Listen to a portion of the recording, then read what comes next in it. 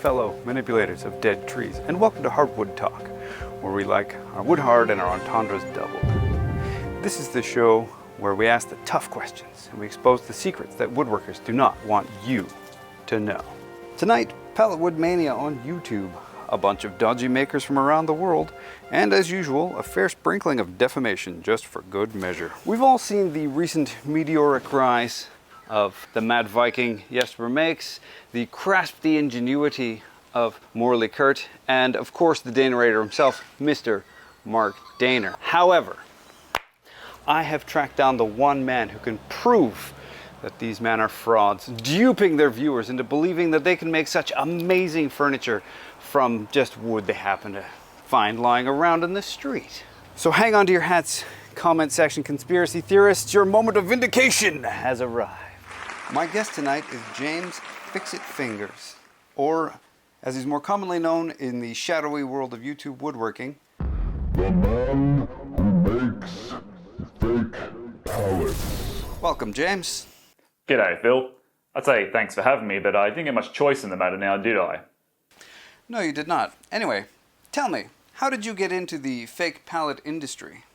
Well, back in 2018, the pallet trend on YouTube was basically dead. It had had a good run, but had been kicked to the curb by epoxy rivet tables. Because let's face it, who wants to spend all that effort finding a pallet, carting it home, breaking it up, denailing, cleaning, etc., all to end up with a few lousy pine boards soaked in God knows what? Too much effort, Phil. So why start making pallets from real store-bought wood then? Well, because, mate, people want to believe that they too can get into woodworking for free and they can make huge profits selling their own pallet wood furniture online. Enter the entrepreneurial YouTubers who would just love to capitalize on that desire by making videos portraying the exact fantasy. These same content creators don't, however, want to do any actual work. So that's where I come in. I sell them my handcrafted artisanal pallets made to order from any timber they need and use my network of suppliers carefully place a pallet in a convenient location near their workshop so they can simply set up a camera, pick it up, pretend they found it on the side of the road. I see. And who are these bagmen working in the shadows delivering your fraudulent goods? Afraid I can't tell you that, Phil. Industry secret. That's fine, because Hardwood Talk has already tracked them down and can confirm that in North America, James uses the Grant Alexander to deliver to Morley Kurt,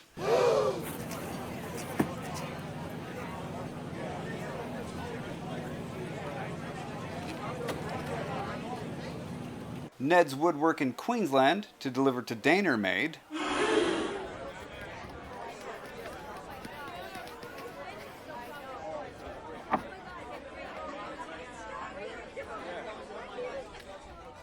and of course, Karl Pope Woodcraft running the channel in the dead of night to deliver to Jesper Makes. Alright, Mush, where you been? What are you doing, mate? I've been waiting outside here for ages, it's chucking it down. Mate, can you not record me? Yeah, you owe me 40 quid, I What you on bought about? one of your sanders and it was caca. But one of my sanders, I don't sell any sanders, mate. I don't know what you're talking Yeah, about. you told me to buy it on your video. Get out my way, mate. No, never. Buy what you owe want, me mate. 40 Get quid.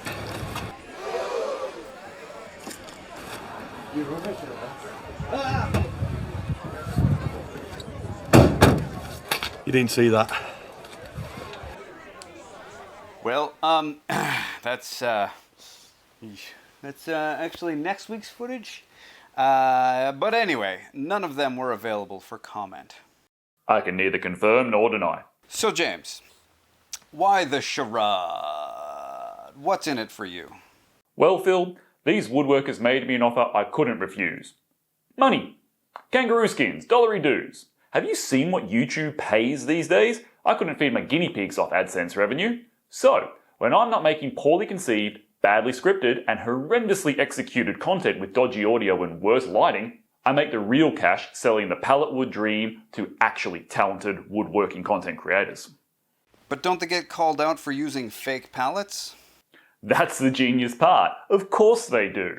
Head into the comment section of any popular pallet video on YouTube and there are threads with dozens, nay scores of conspiracy theory keyboard warrior comments arguing with everyday fans and the content creators about the origins of their wood. You can't buy that sort of engagement. It feeds the algorithm and pushes an average woodworking project of yet another bloody coffee table or chopping board into the hundreds of thousands, even millions of views. These lazy YouTubers should be thankful to those who know the real truth about their pallet wood furniture. And what is the real truth? That paying an enormous amount of money for a custom designed pallet made of beautifully milled wood that is then weathered, aged in dirt, and hand delivered at great expense, only to then spend many hours pulling it apart, re-milling the timber, and using it to build a $700 desk that might not actually sell, is a much more plausible explanation to describe what you see in their heavily edited 15-minute videos made for entertainment purposes, than to think that these woodworkers simply keep an eye out around the streets, on Facebook Marketplace, or go to the local industrial area where there are dozens of quality pallets destined for landfill just lying around that with a little bit of hard yakka can provide all the free timber they need for their hobbyist woodworker backyard workshops. Simples. Well, when you put it as succinctly as that, that makes perfect sense to me. There is literally no better explanation. I mean, what? Do we think these guys actually just have fun woodworking and using reclaimed timber? Please.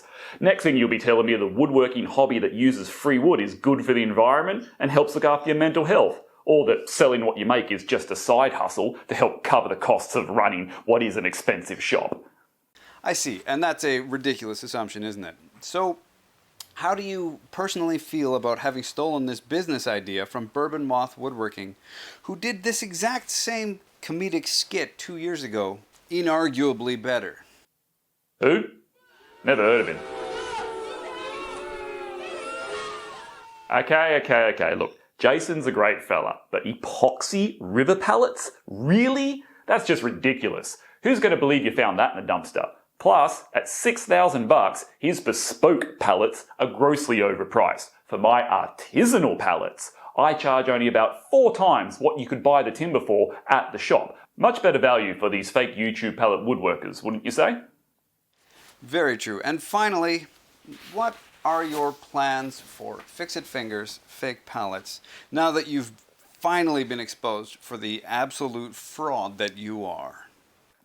Honestly, Phil, I'm going to lean into it. YouTube loves a bit of controversy, and this joke that has gone all meta and continued for far too long, like something out of Family Guy, will probably hit the record for the most disliked and unsubscribed video in my 5 years of making the things. So with about 5% of my audience still watching at this point, I think I'll crank out pallet merch, apologise to Mark, Morley, Jesper and Jason for stealing their likenesses to promote my own rubbish channel in a blatantly obvious attempt to capitalise on their recent success, or while having some fun cameos with maker buddies of mine.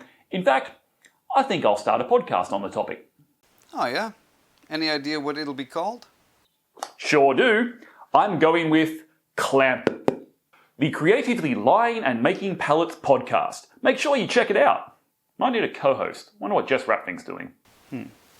So, there you have it, folks. Proof that YouTube woodworkers are tricksters. Hucksters, if you will. And that in no way, shape, or form are they taking a plentiful resource, combining it with their considerable talents, and creating both beautiful pieces of furniture and really fun and entertaining video for us to consume. How dare they pretend to keep a salvageable resource out of landfill and give it another crack at life? James? Thanks for having me, Phil. Don't call again. Now get out. Join me next week on Hardwood Talk, in which I will prove definitively that pocket holes are better than dominoes in every application possible. Electric blue epoxy river tables are timeless pieces of furniture. And I'll actually show you what happens to anyone who disagrees with Karl Pope regarding the fact that sanding is the very best part of woodworking.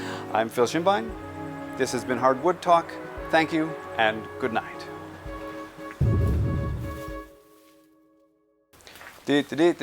La la la la la. Now I gotta cut it all together and take off this stupid monkey suit. Oh, this is still recording? Hello?